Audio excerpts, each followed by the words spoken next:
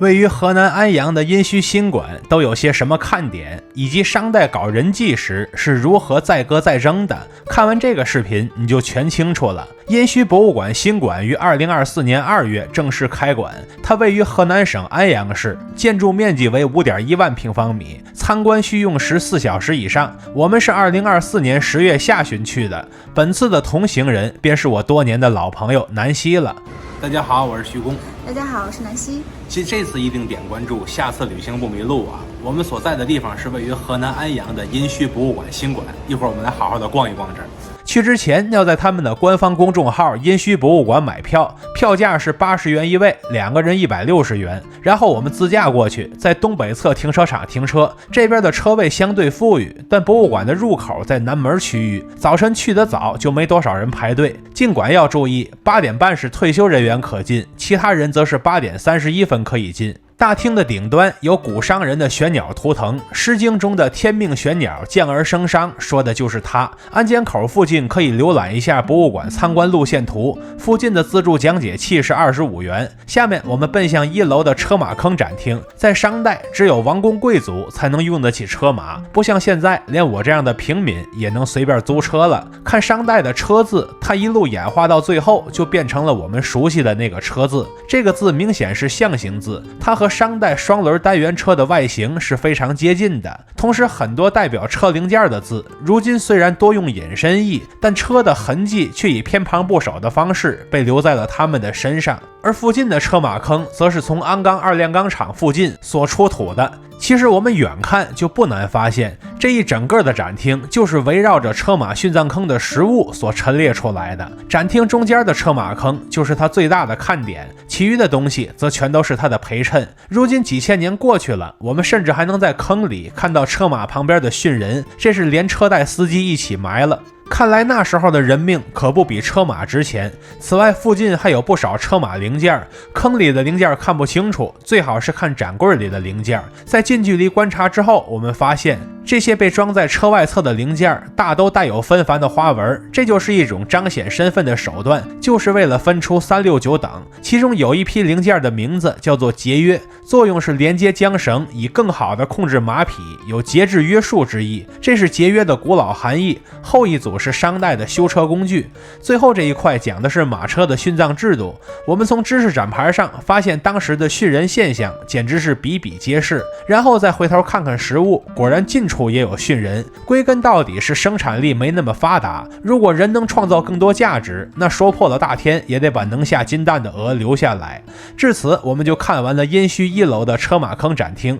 然后我们奔向商代简史展厅。商人将地库视为祖先，而且祖先崇拜是存在的。在落后的年代，人们必须依赖宗族生存，如今很多地方的宗族都散了，祖先崇拜自然也就淡化掉了。下面是商汤开国，他将原为奴隶的伊尹提拔为相，并且一路发展壮大，最后取代了夏朝。后面提到的明条之战相对就比较陌生，他的知名度远不如周灭商的牧野之战。另外，博物馆在介绍后边的商王时都会介绍他的甲骨文名字，但有个人是例外的，那就是商汤本人没有甲骨文名字介绍，这属于是倒反天罡了。然后是大邑商篇章，这个词儿是商人对国都的美称，它被用在盘庚迁殷的时代了。殷是商朝的历代国都之一，位置在安阳殷都区这片儿。现在我们也总把商朝叫做殷商，这说明殷的地位是首屈一指的。后面就是武丁和妇好的往事，因为妇好是子姓，所以也可以读作父子。这位妇好王后是很厉害的，不仅自己能打，母族也很给力，在后续的内容中我们还会见到她。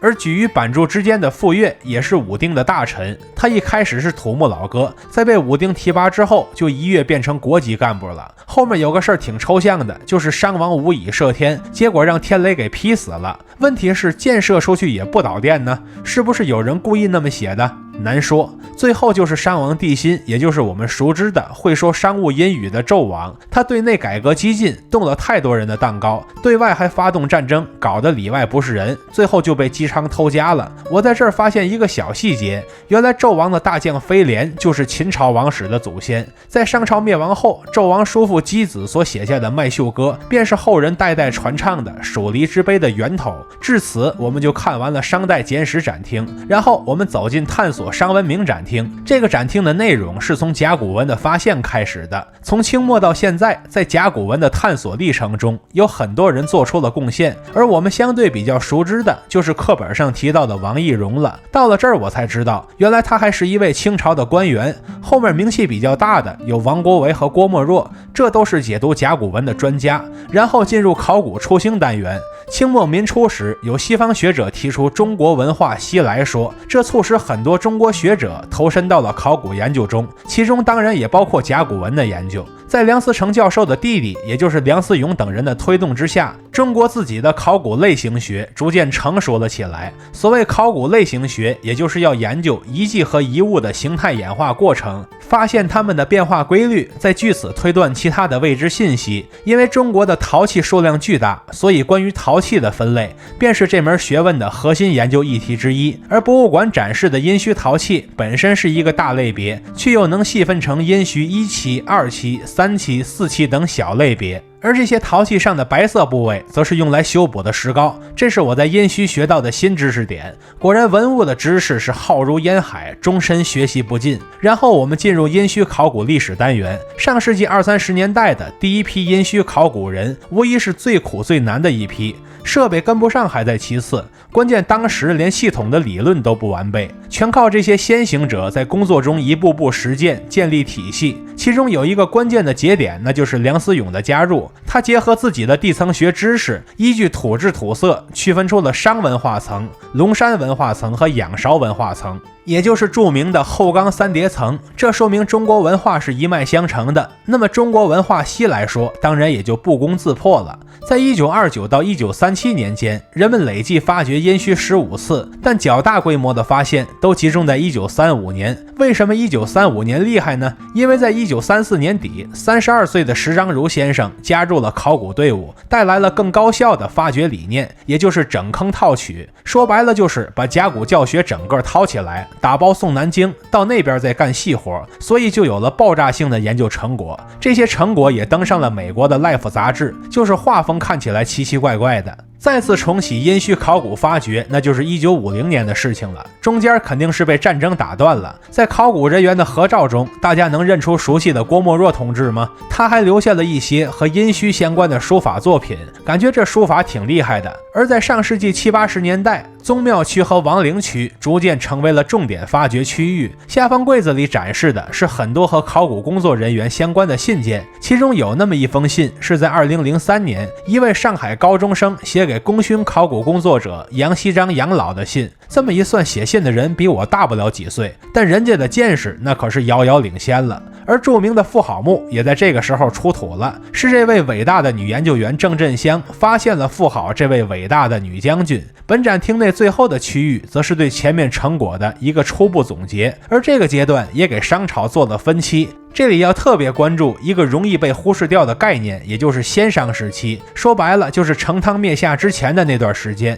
这个也是要归入商朝历史的。至此我们就看完了一整个的探索商文明展厅。出来之后附近有文创商店，各位记住位置就好，具体的不多说。现在我独自登上2楼，因为我们俩走散了。2楼唯一的展厅就是伟大的商文明展厅，这个展厅面积巨大，要素过多。此时可以看看门口的视频，先预览一下那些比较著名的商代文物，但馆内不一定能看到实物，毕竟好东西总得借给国博不是。展厅的开端是商朝缘起，这边墙上的知识展牌列出了很多不同的说法，同时也对甲骨文做了展示，但都是图片，待会儿到楼上再看实物。后面是商朝建立，这里讲的历史还是以先商为主。我们从这边发现，商汤及其之前的君主已经给商的都城迁过了8次，这段历史就比较冷门，但后来的商都5000就比它热门多了。附近的文物则大都是先商时代的陶器，另外博物馆还以浮雕的形式展示了明条之战的场面。附近有一件珍贵文物，也就是兽面纹铜方鼎，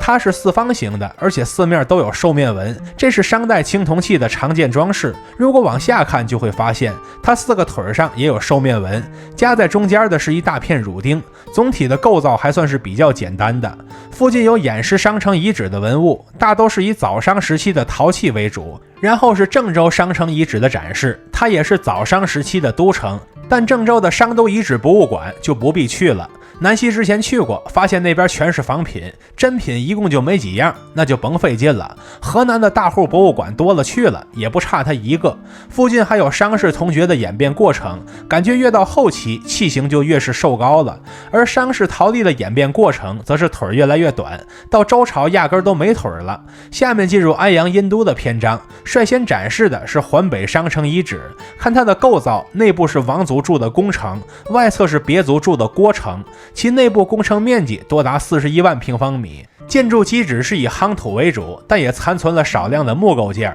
而且当时的宫殿已经采取了前朝后寝的结构，后世就把这个结构给继承下来了。而且宫殿的结构看起来也像是四合院的祖宗，而且当时还是四面环水，但现在就没有那么多水了。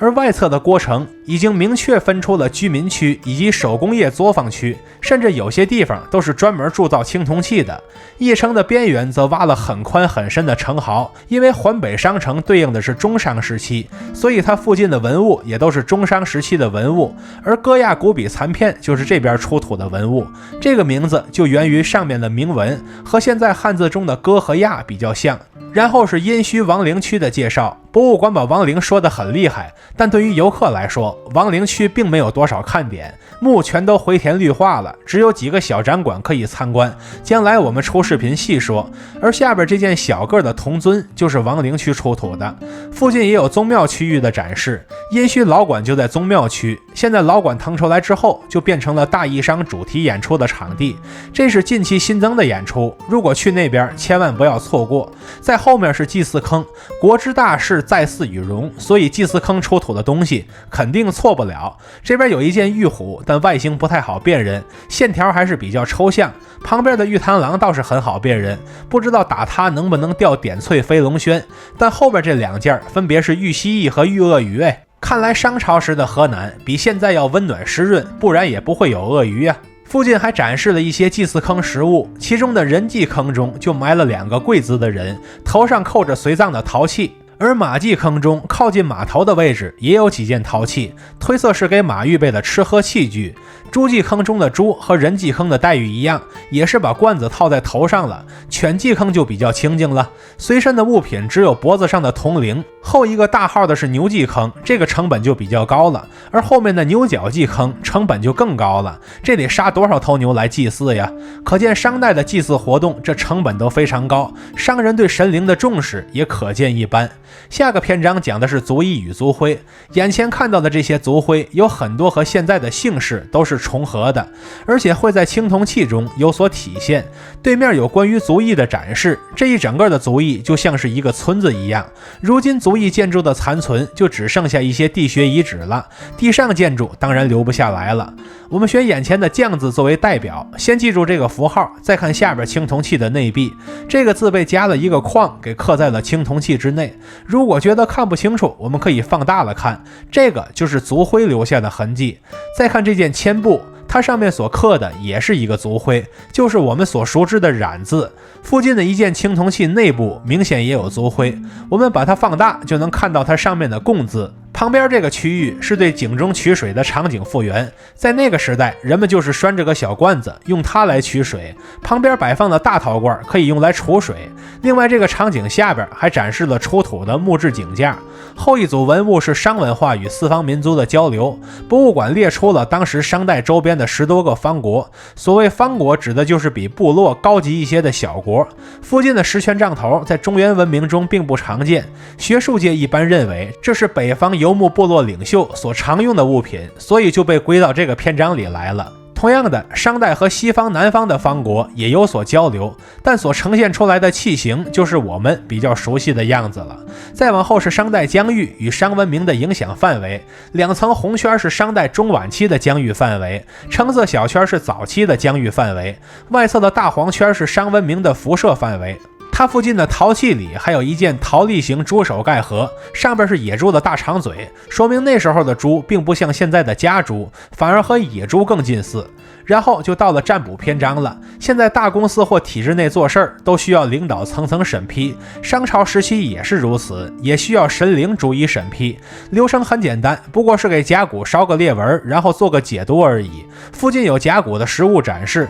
龟甲较为多见，骨头就比较少见。再看占卜这俩字的演化，越往后我们越熟悉，但原初的版本更形象。卜字很像甲骨上的裂纹形状，占字则活像一个带裂纹的龟甲。当然，占卜的方式是多种多样的，除了靠甲骨之外，商人也用采石占卜，在安阳当地就出土过用来占卜的采石。再往后是商代晚期的社会秩序展示，大体是商王、贵族和平民三等，但贵族这个群体也是分3、6、9等的。平民这个群体一般是合族而居，有点私人财产，但不多。附近展示的大司空 M1017墓明显就是平民的墓，墓主是一个4到5岁的儿童，只有少数的贝作为随葬品，家庭不富裕就只能拿这么多，但头骨不知道为什么给碎了。然后我们来看贵族，看看他们的3、6、9等。低等贵族的墓比平民好点有限，以郭家沟 M1 墓为例，这个墓主就是个低等贵族，随葬的青铜器中有车马器，其余的基本上都是中小型的饮食之器了。中等贵族的墓随葬的东西更多一些，它附近陈列了鞍钢 M3 墓，这很明显就是一个贵族墓，每个人都能看出来，这位贵族绝对是颇有家资，看着密密麻麻的背就知道这家底多厚实了。推测背的下边还压着其他的贵重随葬品。后面的商王墓中通常会有大鼎这样的重器随葬，但这边地方小，暂时还看不到实物。但后面有其他墓的实物，看白家坟 M5 墓的随葬品不仅精美，而且还有大量的玉器，还有一件龟纹铜盘，内壁装饰了多种综合的动物纹饰，其造型极尽精美。凭这件东西我们足可判断，这个墓主不仅是贵族，而且他的条件必然比前几位都好。附近还陈列了一些其他的郭家庄墓实物，这些坑的造型普遍都是5花3层，比较复杂，那么这些墓主高低也得是贵族了。其中的这件铜方仪就出土自郭家庄 M26 号墓，其花纹是以兽面纹为主，重点看它的盖子，这个被称为五殿顶式盖子，没想到这个也可以五殿顶，而且这种盖子还不是孤立。刚才我在这个展厅还看到了一件铜方壶，它的盖子也是五殿顶式的，下边还支棱出来很多浮雕怪鸟，造型的复杂程度是有过之而无不及。附近的大司空 M303 墓，展牌说这是中等偏上的贵族。再看附近的实物墓坑，我们能在墓坑里发现大量的藏品，看来这位贵族的地位确实不低，他某个角落的位置很像是著名的马嵬折肩尊。这件文物确实在殷墟博物馆，难道把真品就这么露天放着了？难说。后面是 M160 的随葬文物，这位墓主人生前必然是能征善战的贵族，这一大堆随葬的兵器就是明证。再看附近的生活类青铜器，不仅数量庞大，而且花纹纷繁复杂，这一切都是墓主身份的象征。后面除了几组陶器之外，还有大量的随葬玉器。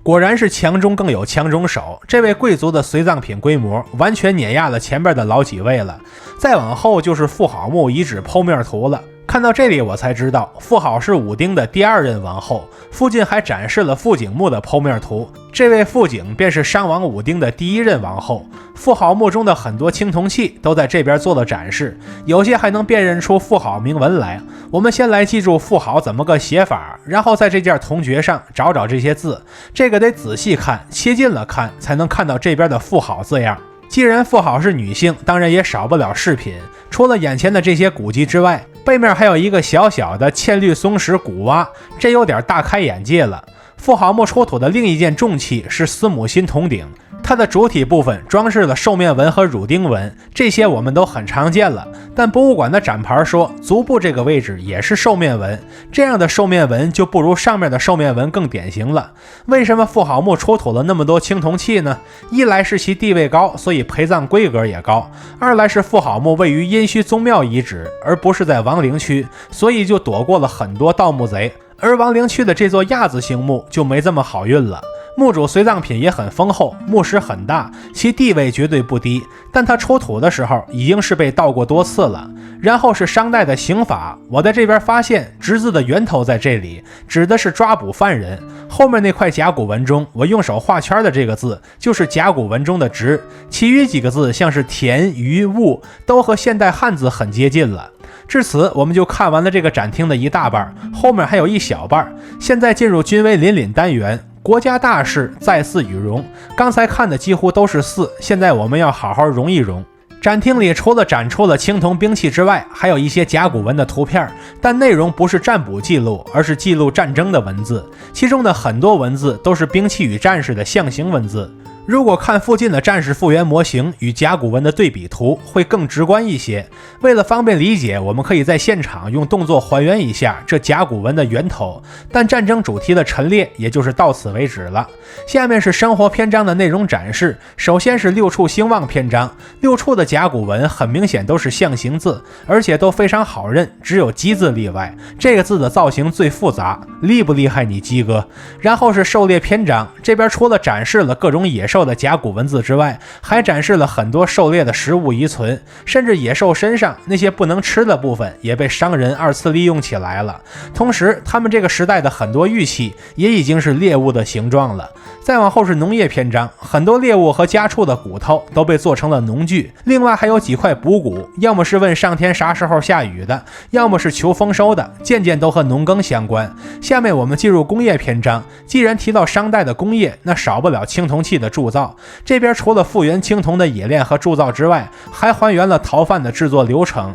在浇铸之前，要先按照器型制模，再根据模做饭，然后往饭里浇铸。成品的形状完全取决于模和饭，模范这个词儿便被传下来了。在后面讲青铜工匠墓的地方，有很多的小型青铜器展示。更给力的是，青铜器展柜的玻璃外边居然还有声光电的展示效果，它所还原的是当初青铜器的使用场景。但拿这一层铜锈的器具给王公贵族倒酒，难说会有什么后果。再往后是制盐业的展示。在现场的诸多食物展品中，有2个小罐子就是用来煮盐的。再看甲骨文中的鲁字，它指的就是盐，外形就很像几块盐田。然后是酿酒业的展示，看后边高大的陶大口尊，就很适合用来发酵酿酒。下边是果芽角的加工，附近有加工的流程，这个倒是可以手搓，然后带身上。另外我们不难发现，现场所展示的这些骨器食物，除了实用功能之外，更是增加了装饰功能，甚至个别骨器的精美程度都能和象牙器相媲美了。后面是漆棒木业的展示，看当时的嵌棒漆器，蚌壳我们倒是能看出来，但展牌说这些是漆器，可跟我们印象里的漆器是完全不一样的。然后是陶瓷器的展示，从入口到现在，陶器我们已经看了不少了，所以我们不再细看这些了，而是直奔瓷器。看这个大件的蛋黄釉原始瓷罐，就是商代的瓷器，已经能看出比陶器细腻了。另外附近还有很多陶制人脸，是相对来说比较稀有的展品，造型也较为原始，感觉很多当下非洲的工艺品仍然还是这个画风的。再往后是金器和玉器，安阳殷墟出土的金器不多，里外里就是几张零散的金箔，没什么说的。玉器我们这一路可看过太多了，所以找点稀罕的看一看，比如后面的玉制权杖头就是相对来说比较少见的玉器。此外还有一件玉制斗形器，这不会是商代的老烟斗吧？石器因为和玉器比较接近，所以给放在一起了，其中包含一件大石丛，它也能充当祭地的礼器。这些相对都好保存，但仿制品就很难保存了。在殷墟博物馆中只留存了少许的麻制品，仅此而已了。然后我们进入到以商立国篇章，这一上来展示的就是很多古老的乐器，也就是富裕阶层的生活。还没展示经济基础，就先展示上层建筑了。那么经济基础在哪儿呢？后面就是看后面的贝币以及当时的度量工具，这些东西就是经济基础，也就是贸易存在的证据。当然了，要想富先修路，良好的交通才是贸易的基石。当时的陆上和水上交通都已经有所发展了。这边还展示了商代的独木舟，原件在信阳博物馆。最后终于到了甲骨文的篇章，这边虽然有龟甲也有兽骨，但拿出来展示的并不多。不过没关系，3楼有的是甲骨文，到时候细说。但朱墨文我还真是第一次听说哎，现场也有朱墨文的实物，直到现在这些文字也并未被完全破译。此外还有我之前并未关注过的陶文，甚至连逃犯上的文字也被统计进来了。刚才进馆的时候，我和南希已经走散了，现在快看完2楼了，我们俩又找着对方了。然后他就问我看到蒸人头了没有，我说没看到。然后他就把我领到了这件铜眼面前，这件器物外侧的装饰也是以兽面纹为主，内部则蒸着一个人头。在商代用人之道，再割再蒸，至于蒸完之后怎么处理呢？反正我们中国人古有分做肉的传统，今有抢供件的习惯，大家向来都把吃祭品当成好事儿。何况商代的蛋白质很珍贵，人们又不懂得软病毒的基本原理，所以本人蒸熟了之后，很可能是被其他人给吃了。附近还有另外一件弦纹铜眼，这个外形已经被挤到扭曲了，外侧的花纹叫做弦纹，因为它是凸起的，所以又叫做凸弦纹。但仔细看这里边，它也蒸着一个人头，这便是商代血腥恐怖的一面。看到这里才算是勉强看完了2楼的伟大的商文明展厅，中途肯定有遗漏，但是没法子，这层楼要素太多了，看到后边人都麻了，感觉是无穷无尽的，就只能消化这么多了。现在我们准备登上3楼，上到3楼之后能看到一个露天的观景台，站在这个位置可以看到殷墟博物馆旁的安阳河，它的另一个名字就是我们刚才在博物馆里看到的环河。现在我们回到室内，进入子河人哉展厅，这是一个甲骨文主题的特展，附近有一处像是遗址的陈设，但没有做任何说明。我们俩商量了一下，觉得这个地方就是对出土场景的复原。展厅内所说的子是武丁之子，他忠诚侍奉武丁与妇好，同时也备受恩宠。后面的甲骨文实物就是以上观点的佐证。首先，祭祀这种大事儿归子负责，他的祭祀对象之一就是上甲。根据《殷商600年》一书记载，上甲是先商时期的一位君主，比商汤都早了不少。毕竟当时的大事小情都得通过占卜来决定，甚至问的问题都特别细。你猜子在这些甲骨上都问了什么问题？无外乎是祭祀用105头牛行不行？祭祀用母羊行不行？感觉商代的神也挺辛苦的，天天都得管这些鸡毛蒜皮的事儿。然后就是子与武丁妇好的互动，我在这儿发现武丁在位居然有59年，这个数仅次于乾隆了吧？然后看实物，看这件商会30牛赵丁刻刺补甲，上面刻的是子献武丁进献30头牛，这也得问问神。其中最为清晰的一排字就都堆在左上角了，另一块刻的则是武丁派子与妇好同去2个地方出差的卜问记录。这个事儿是应当卜问的，因为出门会有突发状况，隔3差5就要吃闭门羹，所以得多多关注一二。下一块龟甲问卜的是要不要向商王武丁汇报玉器制作的事情，毕竟高层才用玉器，可能琢玉这事儿也算是一桩大事了。然后是一片残甲，记录的是商王武丁将一批战俘赐给子做臣仆，这个算是一桩大事了。后面的则和乐舞相关，而且是子亲自表演舞蹈。古代的舞蹈和巫术祭祀是有关联的，所以也不能算是一桩小事。再往前是子和自己下级之间的互动，这些人也都是贵族，一般被写作子某。此外还有下级职官之间的互动，和前面主题差不多。我们直接看实物吧，看这件多万有灾刻刺补甲，这就是子为乐舞工作者多万问卜，看看他是不是真的有灾祸。后一块则是子命令2个手下去征集马匹的问卜记录，这可是天大的事儿。马在古代是战略物资，哪怕是现在的军队也没彻底淘汰掉军马。还有一块是子命令手下多臣觐见商王武丁，但要提前问卜，这个也是应当的，伴君如伴虎嘛。下个小单元是子之起居，顾名思义应当是子的日常生活。然后我发现一上来讲的就是祭祀，而且是祭祀直系祖先为主，其中就包括刚才提到的上甲。看来商人对祭祀的重视程度，尤其是细致程度，是远远超越了我们的想象。他们有多细致呢？看这件2黑牛刻刺补甲，上面问卜的具体内容就是祭祀用黑色牛行不行，杂色牛行不行，白色母猪行不行，母羊行不行。后一件是伐羌衣克刺不假，写的是能不能用一个羌人充当人生来祭祀，这羌人能不能活命就是龟甲上的裂纹说了算。至于后面问能不能用酒祭祀的补甲，反而看起来没那么刺激了。当然了，这边的卜问记录也包括祭祀时间的确定，这个精准到什么地步了呢？连西和暮，也就是日落和黄昏时间都要严格区分，当然也包括祭祀的地点，不过当时的很多地名现在已经不太好辨认了。再往后是文化篇，讲的是指学文习武的过程，其中当然包括对马的驾驭，当时的马车就等同于如今的豪车。博物馆里对当时各种马的甲骨文都做了展示，而当时的帛字指的是杂色马，如今字义虽然变了，但字的构造却一直用到了今天。当然了，附近还有很多甲骨文实物，都是关于马匹的记录，比方说眼前的这一块，讲的就是指通过它来卜问幼驾马的身体健康状况。然后我们进入田猎篇，看附近展示的动物和人，还有天上的云，这些都是用甲骨文展示的，这便是早期文字的象形属性。当然了，甲骨实物也是必不可少的，比如这块商在甲克刺补甲，问卜的就是在甲这个地方打猎能不能打到猎物。然后是农业篇，其中的秋不死克刺补甲，讲的是子在卜问蝗灾是否会消失这件事儿。后面几组是军事相关，主题大同小异，就是问出征能不能打赢了。果然耕战这两者是紧密相连的。下个小章节说的是商王占卜与子占卜的异同之处，两者在占卜的时候用的都是龟甲和兽骨，这一点是相同的，两者的钻凿形态也是大体相同的。博物馆归纳的区别在于占卜的主体不同，一个是商王，一个是子，属于是听君一席话，如听一席话。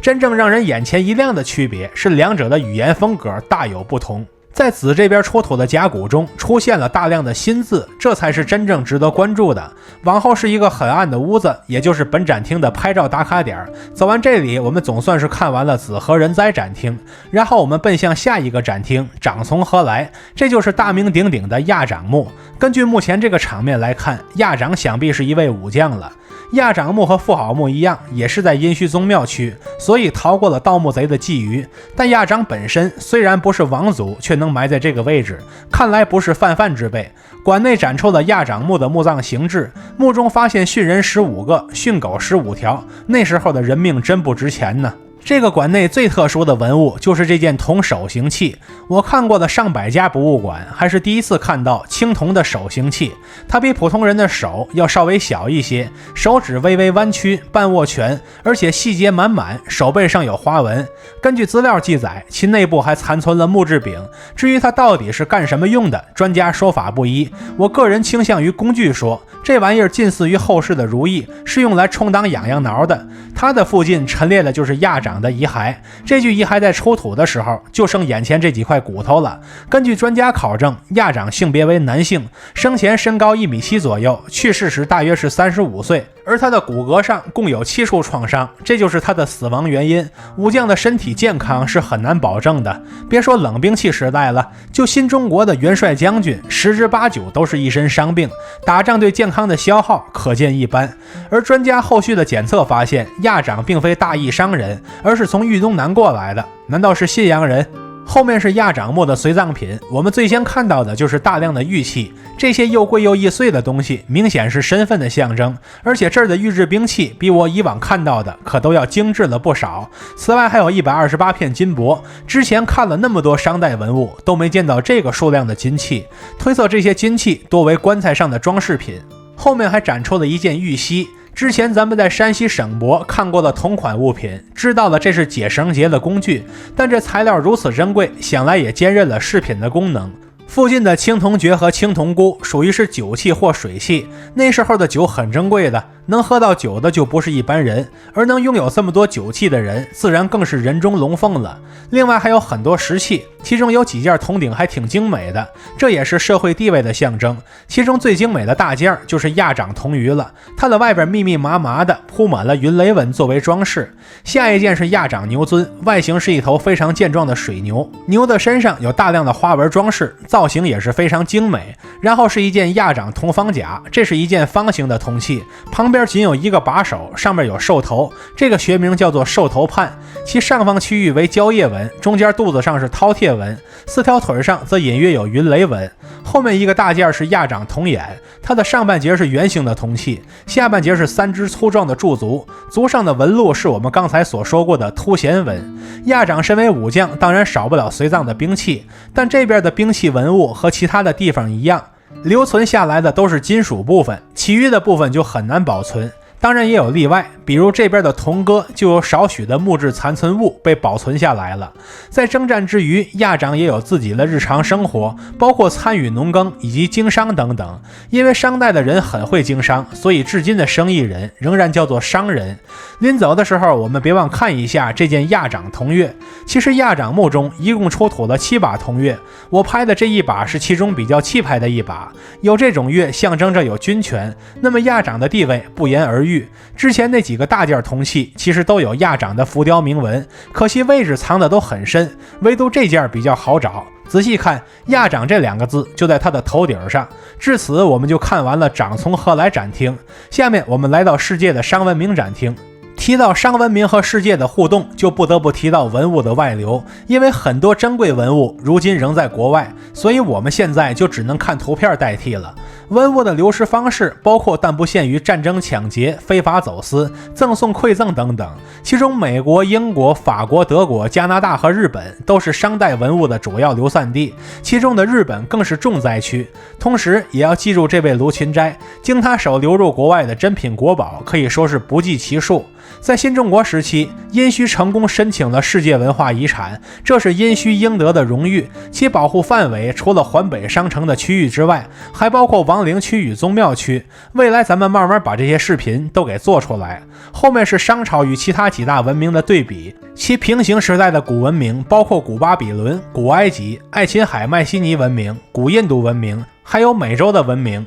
至此我们就看完了商文明展厅，下一个是甲骨文书法展厅。我本身对书法就一窍不通，现在看甲骨文书法那岂不得加个更字儿，所以随便拍几个镜头展示一下。然后是沉浸式展厅，但我走进去之后发现没看到有什么可沉浸的，这最多是一个拍照打卡点。最后给你们拍一下甲骨文面条，这是殷墟博物馆的文创产品，得贴近了仔细看才能看到上面的文字。至此我们就看完了一整个的殷墟博物馆。这一路走过来，我不知道你们有没有发现，商朝的人训制度都快玩出花来了。后世的周朝仍有人训，但比它文明多了，这自不必提。前面的夏朝也有人训，但也没他们这么夸张。所以我们看到的其实是商文化的两面，它的正面以无数繁缛的花纹、珍贵的材料写下了一个朝代的灿烂辉煌，它的背面以无数鲜活的人命为祭品来取悦那喜怒无常的神，那是它血腥与残忍的一面。